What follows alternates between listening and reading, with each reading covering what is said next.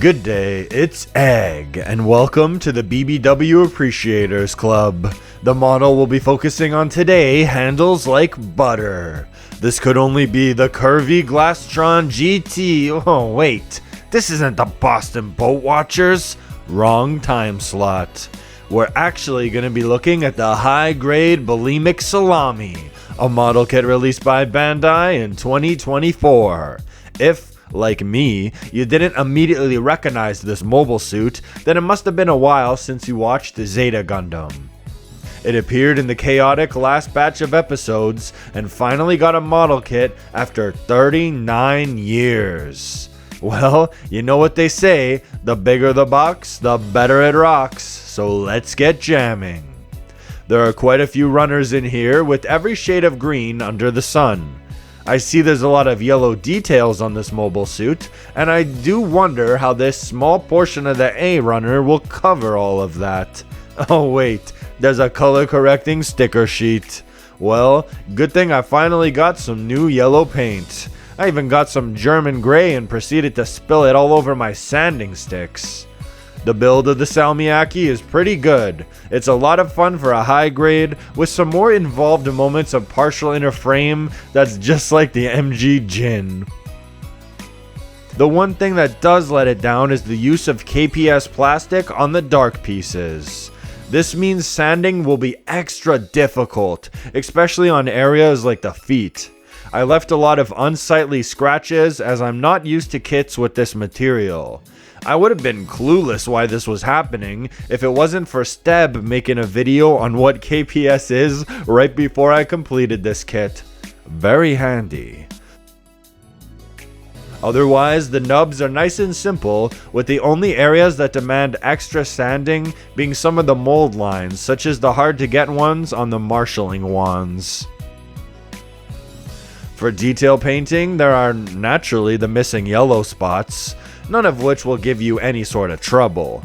From here, your imagination can take over. This kit becomes fun when you start to add various gray details in. One area I highly recommend painting is the missile details inside the shoulders. Just like heavy arms, you cannot miss this. If this kit was made in the 2000s, you know most of these red details would be missing. That is not the case here, as even the Christmas tree stand thrusters have red funnels inside. This is amazing part separation. When the kit's all put together, you'll instantly realize the importance of leg day. The Salmon Boy is top heavy. It could be that backpack potentially full of trail mix bags, but the waist is a bit loose on this model too. It is still able to stand without any real problem, it's just something you have to get used to when posing. Once you get a grip on things, the mobile suit looks really good. Honestly, I was unsure if I was going to like this model, but once I put it together, all my doubts were silenced. The proportions are bananas with its ape-like arms and smaller legs. It reminds me a lot of Transformers animated Streka. This should be fun.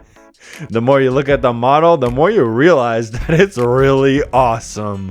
The big shoulders, complete lack of neck, and arms that solve the toilet paper debate. They curve inward like the Zeta and New Gundam, so which side is really the front? Well, what if they also bent up and in, and there was even an extra twist for good measure? I want to give Bandai a standing ovation for this trick. Surely this makes up for the slightly limited knee band. When it comes to accessories, we have it all in one pinch. Call this Gunpla the straight story, the way it's all about the grabber. The shield connects to the arm, and honestly it's really incomplete without it.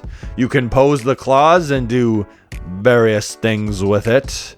The previously mentioned marshalling wands come out of the shield, and there are plenty of beam effects to choose from. Mix and mash them however you see fit. But these beams don't fit into the handles. I see the rounded ones in the instructions, but oh, my dumbass threw that runner out by accident, and these ones are incompatible. Sweet. Also included with the Sobe green tea is an extra head for brain blast moments. This looks even better than the other one, and I do like how Bandai gave us 2 heads instead of having to break our nails getting the domes off. The main one is still pretty neat though, and it does make him look like Neil Peart. Overall, the Ballin' Nokia is a highly impressive model kit that shows us all the best of modern Bandai technology. If you've built older Zeta high grades, then you can clearly see the advancements made in the line. It hides seams mostly like a champ, it has great, although not perfect color accuracy.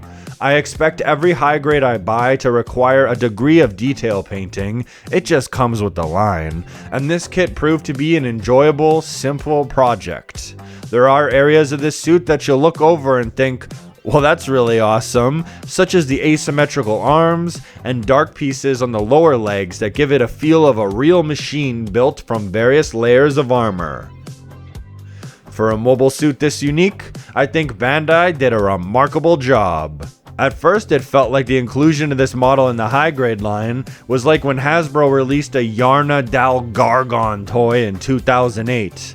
But there's nothing wrong with more obscure things being highlighted, which is something really valuable in the context of modern gunpla. Although if Bandai can make this a mainline release, I don't see why they can't give us a high grade Virgo, Versago, or any other victory suit. Wow, the 3 Vs. We live in a world where the Rose, one of the prominent suits in G Gundam, is a P Bandai release, so that's just the way the egg cracks.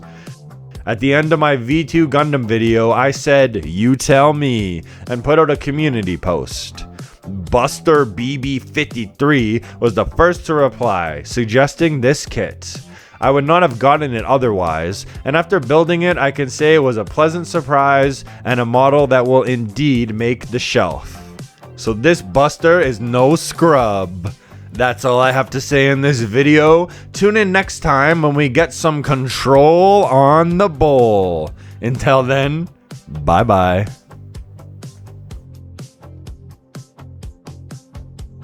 Yellowknife Public Access TV welcomes you to another episode of the BBW Appreciators Club, sponsored by Fried Salads Ice Cream Air Fryer.